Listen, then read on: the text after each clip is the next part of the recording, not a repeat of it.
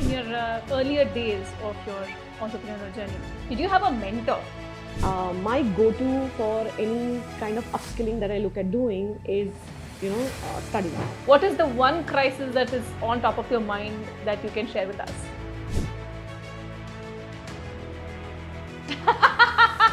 I also know that you are a pet parent and a pet parent with 10 canines at your place, and you live in a farmhouse so far away from the city. So let me just correct you there. It's not 10, it's 11. Oh my god. Both of you are extremely creative in your own spaces, you and your husband. So, where does your world intersect? Creativity is where I think the twain has met. Welcome to Grind to Gold, where we bring you intriguing conversations with people who have turned struggles into strength and hustle into success. Hi, I am Sujoti, a serial entrepreneur and a former journalist. I have built brands, created compelling stories, and lived the life of an entrepreneur from ground up. Our today's guest is Tarunjit Rathan, who is a powerhouse in public relations, managing director of Nucleus PR, the force behind PRPOI, and a mentor shaping the future of PR. Beyond the buzz of media storms and client crisis, she calls a peaceful farmhouse home, shared with her artist husband and 11 beloved dogs. It's a life that seems world apart from the high-stress pace of public relations. So, how does she balance both? Let's step into her world and explore.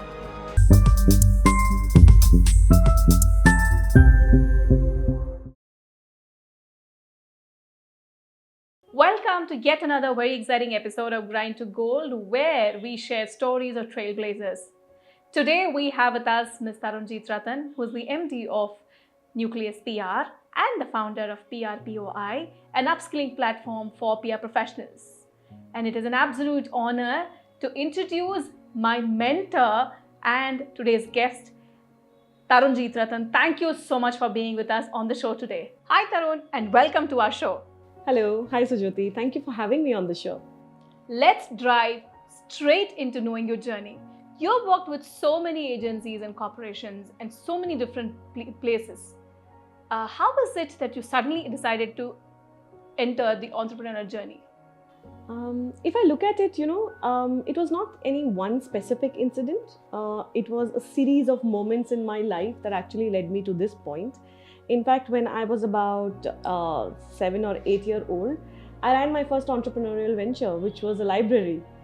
And I ended up charging all the kids in my colony a 1 rupee deposit and a 25 paisa, 50 paisa, recurring fees for borrowing books from me. And I think this one lasted about 2 weeks till my mother found out and suitably made me ensure that all the books were returned and the business was shut, because we were supposed to be friends, and business was not a term that was very welcome in my family, right? And I think when I moved on to college, I ended up running 2 businesses on my own. I ran it successfully for 3 years before I realized that, okay, maybe I need some, formal training before I can launch my own business. I was still trying to figure out what to do and how to do, and I kept this side of my passion hidden because I come from a family of engineers, doctors, teachers who wanted me to get into that particular profession. And being a being a good student, this is what I call the curse of the good student. Being a good student in my being a good student in throughout my life, I was always supposed to excel at academics. When I was growing up, it was a typical thing that if you're a good student, you went into science. If you were a bad student, you went into arts, and somewhere in between, commerce is fine for you to do, right? But I wanted to get into arts, and I wanted to get into something which will help me kind of express more of myself with words. And I was not sure where I wanted to be. And this was in early 2000s till I chanced upon something called mass communication. In fact, as a science student, when I was pursuing my degree in Bachelor of Science from Chandigarh University, I ended up being a part of majority of the youth festivals, till the point the principal actually called me in and sat me down and told me that maybe you should consider a different path in life. And this is where I chanced upon mass communication, dropped a year, figured out this is what I want to do. And I loved the field. I loved the field from day one because it also always encouraged an entrepreneurial mindset. So throughout my, life as an employee or having worked for someone, I was always allowed to develop a very strong entrepreneurial mindset. And I'm very grateful to all the bosses that I've had in the past who helped me kind of inculcate this. So it was only on a whim that I decided let's move to Bangalore from Mumbai. And this is where I think where the entrepreneurial bug bites you. So for a couple of years, I did try to get into a job. I did want to kind of, figure out where I can get a salary. I ended up going to, I ended up advising a lot of people on reputation and brand management. And this is where one of the people that I'd gone to interview turned around and asked me, why don't you start? Why don't you actually start handling my entire brand? And I had never thought about it. I always thought that I will retire at 60, have a lot of gray hair. And that's when I'll start a small consultancy and, maybe have a couple of clients that I'd work with. Thankfully, when I started off, I went back home. So I was doing journalism for a little while because I wanted to see what the halla was on the other side. And this is when I chanced upon this particular client that I spoke about. So when I went back home and I spoke to my husband, and he was like, what do you need to get started? And he's an architect. He was already running his own setup. I said, I need a desk, I need a laptop, and possibly a printer, faxer at that point of time. He set me up with one desk in his office, and lo and behold, 15 years later, he has one desk in my office. What an amazing thing to do, right? So the entrepreneurial journey that you're talking about, so you've always been an entrepreneur at heart. That's what your story tells me. So why did you think that looking at brand and helping them with the brand strategy and helping them grow with their reputation was the really right thing to do? Was it an instinctual decision? Was it an informed decision since your family was against business? Yeah, so I'll address the second part of your question first. So over the years, my husband joined our business and, helped us grow into a different direction as well. But entrepreneurship was not a cool word when I started out. Okay. Both our sets of parents would kind of be very confused about what is it that you're doing? In fact, do you have money to survive? In fact, there were care packages that were sent every alternate months, either from his house or from my house, because the parents were very concerned that चलो अगर कुछ नहीं है तो at least you have something to eat. Okay. And the first couple of years were tough because obviously I learned from the school of hard knocks initially to be able to figure out my way in the business, because loving and doing a specific thing is one thing, but running a business is a completely different ballgame. And only when I made the jump from being, working for someone to being somebody who employed somebody else to work for them, it was a very interesting shift, right? You had to have it took me a couple of years to make the entire mindset shift. Why brand reputation? Why PR? For me, I think it's a very strategic field because it requires you to know a little bit of everything and, be able to amass all that knowledge and to be able to look at a particular brand and figure out what will actually work for them. Every brand has a different audience, every brand has a different way of communication, and every target audience requires a different way of medium of communication. In fact, every target audience which is multi-generational, it kind of increases the challenge even more. I found this field very challenging, very strategic, and my mind pretty much enjoys a great challenge. Amazing. So in your earlier days of your entrepreneurial journey, did you have a mentor? I'm so glad you asked this question because my go-to for any kind of upskilling that I look at doing is, studying. Okay, I'm a nerd at heart, complete nerd at heart. Sure to say you're a voracious reader. I mean, naturally. Absolutely. So I initially tried looking at books to be able to do that. Tried looking at a course that will help me kind of figure that out. But there was something missing. There was a slip between the cup and the lip, so to say. So here is where I looked at interesting mentorship programs that were out there, and thankfully, I'm so glad I was in Bangalore for me to be able to make this happen for myself, where I looked at enrolling in Sherry Blair Foundation Mentorship Project 1, then had a great mentor who helped me understand how to kind of, look at structuring an agency, right? I gave myself 2 to 3 years between breaks, a break of 2 to 3 years between every mentorship program that I took up, because it helped me kind of understand, analyze, and be able to implement all of that into my business. Then I went on to look at National Entrepreneurship Network. In fact, after I completed my mentorship with them, they invited me on board as a mentor. I helped mentor a couple of startups from where they were to the next phase of growth. And today I've taken on an industry mentor who has been absolutely amazing in helping me move to the next level. In fact, learning and upskilling has been such a huge integral part of my own personal growth that I always felt that it had to be, if I had to give back to the industry, this is a great way for me to give back to the industry. Hence, about a decade ago, I started this community initiative in the PR industry called PRPUI, which is basically today India's largest upskilling platform for the entire PR industry. In this platform, there are no stupid questions, there are no silly questions. Every question is welcome, and it is a community-led initiative which is free for all. I don't believe in hoarding knowledge. I think knowledge grows only when you share it and discuss it, debate it, and learn from it. Fabulous. And I can say you are like a treasure trove of knowledge. Every time, every conversation that I've had has always been an enlightening one for me. I feel like a Bodhi tree growing behind my head every time I talk to you. There's leaves spurting out every moment, every time.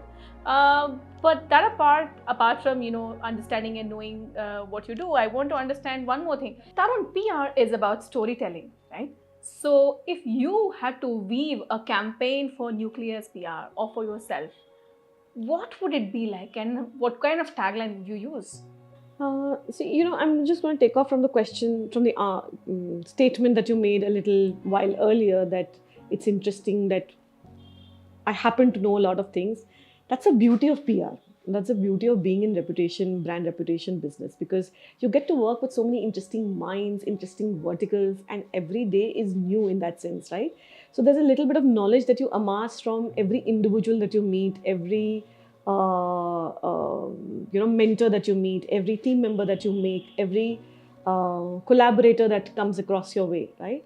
And see, on an average day-to-day life, any individual would meet at least 10 to 15 people in a day. But when you are in the communication industry, when you are in the PR industry, that figure kind of multiplies and becomes multifold. So imagine if somebody were to create a knowledge bank with 10 people versus a multifold number where that is concerned, right? The amount of knowledge that you would amass would be interesting. And this is where I think the lens of a PR brain, so that's what, I call this the PR brain. The PR brain kind of helps make sense of all of this, because it helps us understand that if I'm speaking to A individual or a B individual, what is the information that needs to come out of there to be able to make sense to this particular individual.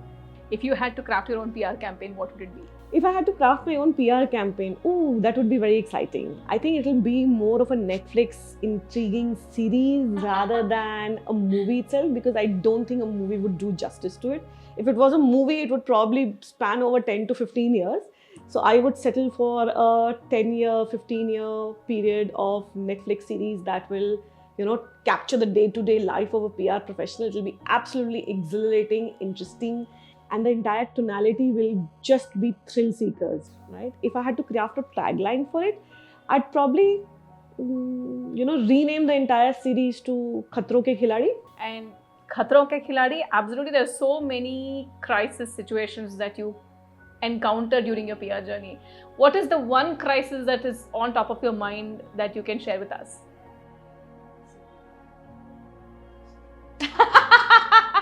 Okay, there is.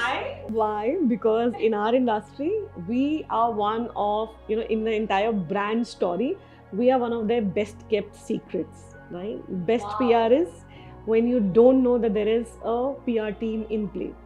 Fortunately, unfortunately, today, I think PR is getting more attention than the work that they do. However, today, while that is great, some amount of credit is due, some amount of limelight is fantastic. but it can't overshadow the story. So for a simple example to illustrate this point would be the hero of a story can't overshadow the story itself. The hero of the entire, campaign, the hero of the entire project is always the story. The story always has to win. So the best kept secret is PR, and the less I talk about it, the more that you assume that there is no PR at play, I think the more successful the campaign. Amazing. That is actually brilliant. Have you had such encounters with other people who come to you for mentorship and who seek knowledge from you? Because I know that you also go to colleges, you impart a lot of knowledge to young kids, mass communication kids. So how is that? So I think PR as a field has given me so much knowledge, so much insight into not just me growing as a professional, but also me growing as an individual. There are so many avenues in which I can really help people understand this entire profession, and also look at helping them understand how to make a career in this particular vertical, because the more people that come into this vertical, the better it is. There are more voices that get added to it, and there'll be more people who actually get to work in this entire field. I think that is beneficial for each and everybody who's in the field itself. So I look at, when I look at mentorship as such, while there are a couple of agencies that I do mentor, and I'm so glad that you found my mentorship useful. Yeah, I do have 2 or 3 other agencies that I'm mentoring at this point, and I've chosen to mentor women-led agencies because I feel that that is that is something that really needs more attention, and these are agencies where I understand where they are at that point of time in life, where they are in their growth cycle, and just help them move to the next level. When you're mentoring, one of the key things that you need to understand is your idea of success versus their idea of success. Your idea of a growth plan versus their idea of a growth plan is very different. And everybody grows at their own pace, at their own comfort level, at their own frequency. So if you try and, it's like a well-oiled machine which with a lot of gears moving into an individual's mind.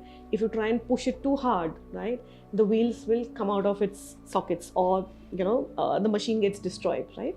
A little too fast or a little too slow, then both are bad for that machine. You have to find just the right frequency. So as a mentor, I need to be able to find just the right frequency of communication, the frequency of growth for that particular agency that I'm mentoring. On the other end, I also look at, with my community-led initiative, PRPOI, I also look at, just sharing a lot of knowledge and getting more industry experts on board to be able to share their experience, share their knowledge, so that others can grow from it, and they can grow from it, they can gain this knowledge free of cost, right? Beyond that, yes, I do keep going to colleges to help them understand, and help college faculty understand, college management understand what needs to be taught for the children who are moving out of that or graduating from that particular course to be industry ready. Awesome. So I observed one thing when you mentioned, Tarun. You said that you are mentoring and you choose to mentor women-led companies, agencies, right? So being a woman yourself, what are the kind of biases that you faced during your early career, or even now sometimes? How did you combat all of these? When I was in a job, I never let that bog me down, because I could just go back to my boss and vent out and just be like, how can this happen? How can that happen? And surprisingly, thankfully, all my bosses were women, and they taught me how to handle these biases in their own way. But till the time I was working for someone and I didn't have to fight those battles, it was perfectly fine. When I became an entrepreneur and I had to fight for myself, not just for myself, but for the sake of all the team members that I also had trusted me with their time, right? Trusted me with their careers. That kind of, made a shift in my mindset to be able to understand that I need to be able to understand these biases and to be able to call them out. A lot of instances, initially, in fact, they still happen today, when I walk into a meeting, and because my name is Tarunjeet, and I refuse to put Miss or Mrs. in front of it, and I refuse to put a Singh or Kaur, after my name. Right. Because when you say Tarunjeet Kaur, it automatically means a woman. Yeah. Tarunjeet Singh, means in 90% शायद लड़का ही होगा, okay? But since I say Tarunjit Ratan, and I always make that sign off, a lot of times when I walk into a meeting, people are still waiting to start the meeting saying, when is Mr. Tarun coming in? And it's so, it's so funny. I let them go on for a while and then I tell them, by the way, I'm Tarunjit, right? It's always a surprise. They take 2 steps back to be able to figure that out. Some apologize, some don't. But then you roll with the punches accordingly. Other couple of funny things that keep happening is, I know, my oldest team member, one of the first people that who chose to work with me was my colleague Vinod Reddy. Vinod and me go for a lot of meetings together. And a lot of times when we walk into the meeting, without even us introducing ourselves first, they end up talking to him. Initially, he didn't know how to handle that. Then we came up with a script. So we let them talk on for a little while. Then Vinod just looks at them, nods at them and says, by the way, she's the boss. And you should see their reactions. We're like, okay. So, initially I used to get very angry. It used to really piss me off. And later on I decided, maybe all this that I'm doing is only causing me stress, is only causing me harm. So why not just have some fun with it, right? If somebody is I'm a woman-led business and we are a woman-led organization. We have a lot of people, 95% of our team is female. And if the individual in front does not want to work with women or chooses not to acknowledge the female leadership, then maybe he or she is not a great client for us, right? So instead of getting angry, instead of losing my cool, I said, let's have fun. And most of the times, in fact, that fun and confidence is taken in the right way. And 90% of the times I win the client and come back, or I win their admiration and come back. 10% of the times, yes, we've had chances where they've chosen still to talk to the male member of the team, the junior male member of the team, or they've looked at walking out of that meeting, which is also fine with me. That is awesome. But in PR, we've seen that the digital media has come in like an avalanche with a lot of digital PR going on. But how did it affect the print PR, right? So initially, I'm a journalism graduate myself, and we've always learned print medium as one of the predominant medium besides television and radio. Now the digital media has taken over quite a bit. So how do you think that this has affected the PR industry and the business? Interesting questions. But let me, kind of do a little bit of course correction there. So when you say PR is about building a reputation. Now we've moved to us being called reputation advisors, brand reputation experts, because a lot of times what has happened is PR has gotten the reputation of being just traditional PR, right? Dealing with only traditional media. However, PR is about building a reputation. Now, what does it take to build a reputation? You can look at various means to build a reputation. Yes, media is one of the strongest tools to be able to get that message out and one of the most credible and trusted sources to be able to get the word out about a particular company or a particular brand, right? But that's not the only thing that we do, right? Now, even when you're looking at doing that, so while there are various things, I'm going to focus on the question that you asked me about media per se. Today, media has become extremely fragmented, okay? Even if you look at publications itself, traditional or legacy media as we call them, those that started with print, those that started with radio, those that started with television. If you look at it, they have, with the advent of digital, that was when I call the first reckoning of PR, or the first chaos of PR, the first chaos that happened in the world of PR. When digital came in, everybody thought it's a new kid on the block and nothing's going to happen, right? We'll survive. Yes, we did survive, but it took away a chunk of our business. Now, if you look at it now with the advent of AI, it's which I call the second reckoning or the second, jump point for PR for that matter. It is again going to cause a reckoning. So if you look at it, digital took away a lot of chunk of work from the entire PR industry. Now with AI coming in, it is again going to take up a lot of chunk of work from the PR industry. So how will PR survive? Throughout, I think the last 50 years in PR, I think advertising guys, digital guys have all been talking about the death of PR, right? It's still around. It's still surviving. It will survive as long as humans are around and a reputation needs to be created, it will still survive. So what does that mean for the entire PR industry? It means that instead of knowing only a particular vertical, you're supposed to know multiple verticals. Instead of knowing only multiple verticals, you're also supposed to look at traditional media and look at the way they have evolved. They have evolved by launching a YouTube channel. They have evolved by launching an Instagram channel. They have looked at evolving by looking at doing a podcast or a blog or a website, right? You're supposed to look at, you're supposed to know all these other elements also, other mediums of communication, like like to call them. You need to know, you need to educate yourself and upskill yourself into knowing what is required by your target audience. What is your target audience? How does your target audience consume information? How does your target audience create an impression in their mind? You are supposed to follow their mind map to be able to create and advise your brands accordingly. So whether media gets fragmented, whether digital gets fragmented, and digital will get fragmented even further with the advent of AI, whether AI takes over, as a PR professional, you are supposed to be able to weave all these communication mediums through with a brand story and strategically be able to advise your client on how to build a brand reputation. So you have to become an advisor to the advisor, an advisor or an influencer for the influencers. Very nice. So you spoke about influencers, and the market is flooded with influencers, and we really don't know whom we should trust. Is it the following that we need to trust? Is it the number of followers or the kind of content they're creating? I don't want to pick names, but there are some extremely good content creators who have done phenomenally well. But there are others who don't have too much content, but they have a great following. So where do you make that cut? So this all can be answered by answering one question: why are you in the game? Are you in the game to make profit by selling the number of follower count that you have? Are you in it to make profit by educating and really being true to your audience? So these are two ways that one can make profit. And obviously anybody who has become an influencer is in it for the profit, right? Otherwise they'll probably be running an educative channel, right? If you're running an educative channel, so be it, fantastic. You're getting funded by a trust, all of your expenses are being covered, great.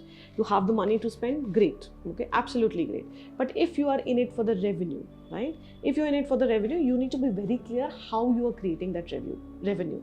If you are in it to educate people, then you need to be true to your audience. If you're true to your audience, everything else will automatically come. But if you're looking at it, you're in it in the business to make profit, then you need to be very clear what your revenue stream is going to be. If it's getting or gaining number of followers by any hook or crook and looking at selling that follower count to particular brands to be able to generate revenue, so be it. If you're in it by winning the trust of the audience and then looking at interesting brand collaborations that actually align with your overall content, then that's another way of looking at creating revenue. I usually prefer the latter because that's where I look at advising brands to collaborate with these kind of influencers who are actually creating content that the brand's audience wants to look at. This reputation specifically is a very, very tricky word. When you build the story and the reputation, it's a magnifying glass. So the more you look at it, the deeper it gets and the more detailing you would need. So as a storyteller, where do you think you would pinpoint and say, hey, this is the story that I'd like to work with? Interesting. A lot of times when I have worked with brands, they've come to me with a story, that this is the story we would like to push, right? This is typically what they feel is going to be great about their particular brand. And usually it tells a lot of facts that we have this many, we can do X, we can do Y, these are the features that we have, etc., etc. However, I look at the reason why a lot of people choose to work with us is because we get into the depth of asking them, taking that extra effort of understanding what is the story. Because while facts tell, stories sell, right? I dig deep. This doesn't happen, in one conversation. I usually look at doing a lot of deep conversations, a lot of media training conversations that happen, a lot of training conversations that happen with them, where I try and get to the crux of the matter. The crux of, like any good journalist, since you're a journalism student, like any good journalist, like any good storyteller, you would first want to speak to the subject and understand what is it that drives them. What is their why? Why are they in that particular business? Why is it that they should exist in the customer's life? These are questions we kind of, help answer, help figure out. And once we have an understanding of that why, I like to present it to the particular brand spokesperson that we are speaking to, and also get their buy-in that this is the story that will actually move forward, that will actually move your brand reputation forward. A lot of them agree to it, some don't. That's where I've seen those, the latter kind of associations don't last long. Because end of the day, while you can talk about a particular, you can talk about features of a particular product or a service, it's the reasoning of them, existing in the customer's life, the reason for their existence, the problem that they solve, the story around it, how does it help a particular customer, what is the story behind the brand. That is what actually endears or wins trust of customers. Absolutely. The why behind the buy, right? When you answer the why, the buying happens. Let me circle around what you do as a person, right? I know that you're a voracious reader. Besides that, I also know that you are a pet parent. And a pet parent with 10 canines at your place, and you live in a farmhouse so far away from the city. How do you manage this?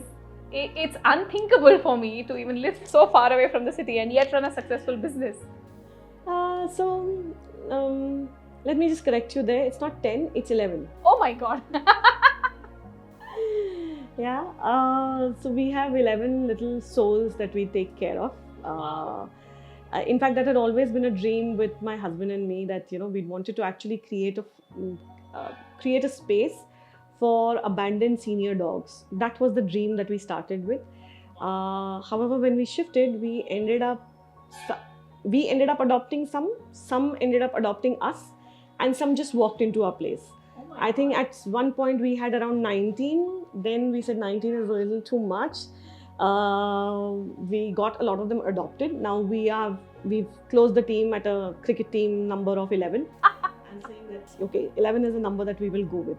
But this has been something that has been a thought in my mind for quite some time. In fact, my husband had always wanted to shift into a farmland because he's from Bombay, and this had been a dream of his.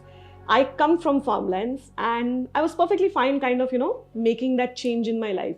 But I'd always thought, again, I'll retire 60, lot of white hair, and start looking at doing something like that then. But the opportunity presented itself, and I think it was during COVID when you realized that maybe you need a different way of living life. You can't wait to finish a phase of life and then start again, because I don't know tomorrow what's going to happen, right? With the amount of people that we lost during COVID, it was a wake-up call for both of us to be able to understand that if I have to live my life, I have to live my life now. We have to live our life now. So we took that bold decision of, moving lock, stock and barrel out there. And by that time, I think the entire world had also shifted to being very comfortable being online. Surprisingly, I started as a virtual office. I spent 10, 12 years of my life getting 4 walls and a roof over my head to get that perfect address. And in fact, the month we got the perfect address, COVID happened. Oh my God. Life comes a full circle now. And we are back at being a hybrid office now. So I refuse to give up my office. And I think it's also important for team building, etc. So what we've done is we've done a creative hybrid model where we work for 3 or 4 days from office, and the rest of the days you can work from anywhere. And I do believe that if you trust people, they will trust you back. And everybody who comes to work for us is an adult. I don't think they need supervision like in kindergarten. If I choose to see the good in people, I choose to trust them. Let them work from wherever they want, perfectly fine, as long as the work is getting done, not a problem. And this is a model that I think has also allowed us a lot of flexibility. In fact, we were already very flexible. We had this work from anywhere policy, which we had inculcated for senior team members who had moved out for various reasons, whether through a transfer, family has moved away, marriage has happened, different life changes have happened, life events have happened to them. When COVID hit, we kind of replicated that to every team member. And today we've chosen to have a hybrid model, which I think works for everyone, and it's pretty flexible. So it allows for working mothers, it allows for family events, it allows you a chance to, just be there for your parents or for your children or for your spouses or for your family for that matter, as long as work is getting done, absolutely no questions asked. Or rather, I would say that the future has arrived. It has to. Look at Gen Z, how the next generation that is coming in, they're actually looking at, they're actually demanding this from a lot of corporates. And I think in the entire workplace, there is a whole struggle. So, when we came into the entire industry, we thought we were the cat's whiskers, right? We thought we knew everything and our seniors pretty much knew nothing about anything. Right? There's a certain sense of entitlement, which I think all of us have forgotten. Right? And the same history is being repeated all over again. With the next generation coming in, now that we are on the top, and top of the management team, top of the leadership team, and the next generation that is coming in, it just feels like they're a little entitled. But somehow we've forgotten the time when we came into the industry, right? हम भी कभी बच्चे थे. और हमें भी तभी लगता था हम बहुत तोप हैं. It's just that every generation that comes in, the world has changed around them. Their requirements have changed. Their idea of work has changed. The way they want to work has changed. And if we do want to continue to run businesses, we'll have to have a very open approach to it. You have to be able to accommodate different generations together, because yes, every generation will demand a different thing. And being in the service business, you have to kind of look at different ways of employing people. But if you want to employ the next generation, then some of them might change, but all of them will not change. You will have to change. Correct. We'll have to combine their ways. I want to go back to your very noble thought of pet parenting, especially when you have adopted so many senior dogs. What is the lesson that you have learned from them? If there is I'm sure they are great teachers, more than that we can imagine, because the love that we give pets, they give us back probably 1000x. So I don't like to call myself a pet owner or a pet parent. There's a word in Hawaiian language which is called kahu, which basically means I am a caretaker in this life that has been assigned, that has been given the responsibility of specific number of souls to be taken care of, right? I like to think of all my 11 children as souls that I am responsible for in this life. It's absolutely amazing the kind of lessons that they teach you every day, and all of them have come to me with different various stories in their life, which probably a human would never have survived, right? Would have been completely traumatized by the kind of life that they have led. So one of the deepest lessons that they have actually been able to teach me, or I have learned from them, is that you can't let your past define you. Okay, you've got to let it go. Second, you have to live your life every day. Every day is different from them. And third, very importantly, let it go. Let all the arguments, the fights, etc., let them go, and just be happy in the moment. Live in the moment. In fact, the last lesson is something, my husband was the original dog whisperer.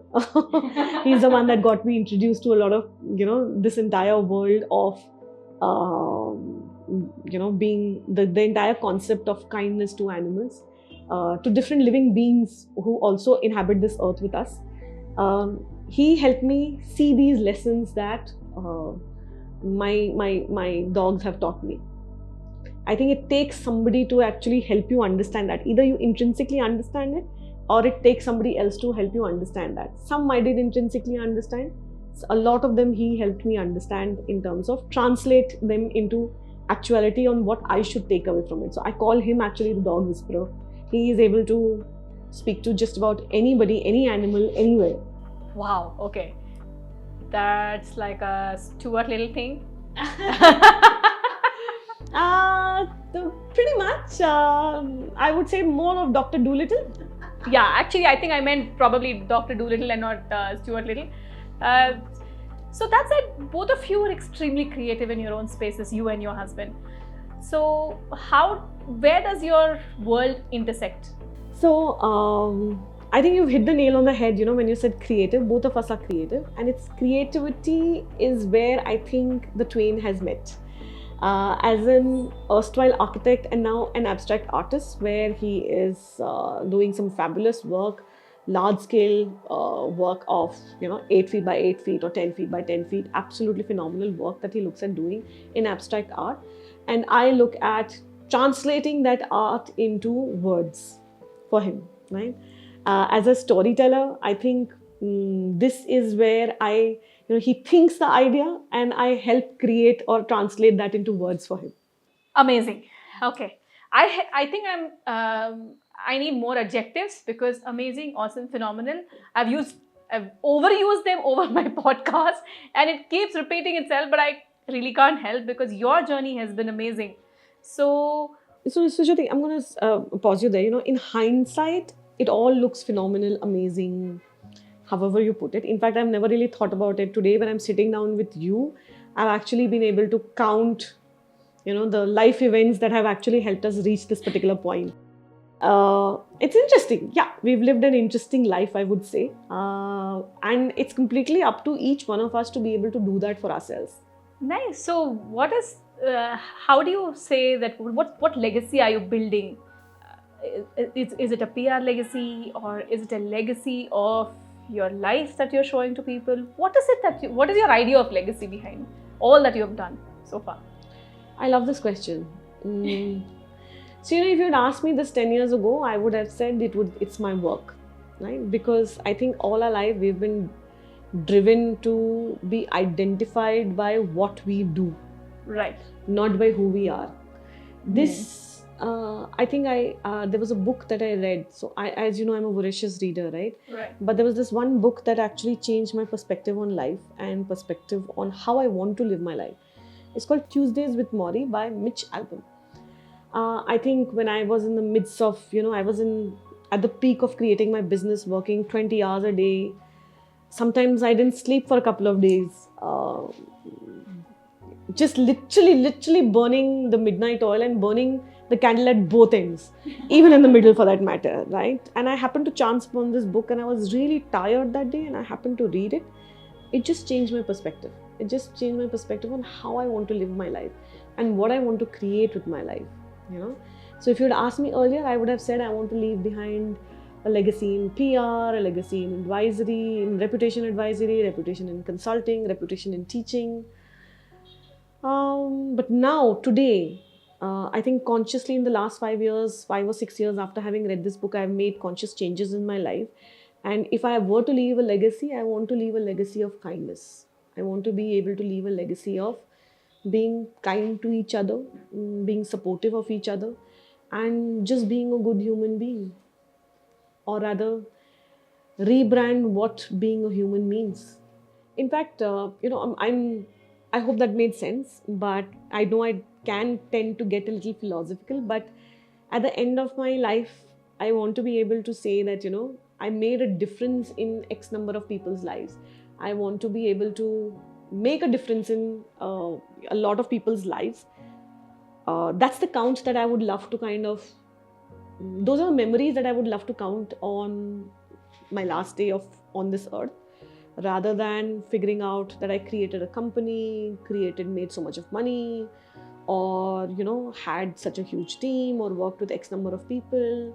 No, I want to be able to remember or count the memories of the times that I have helped change a person's life, or I have helped create something for somebody that has helped bring about a very interesting change for the better in somebody's life.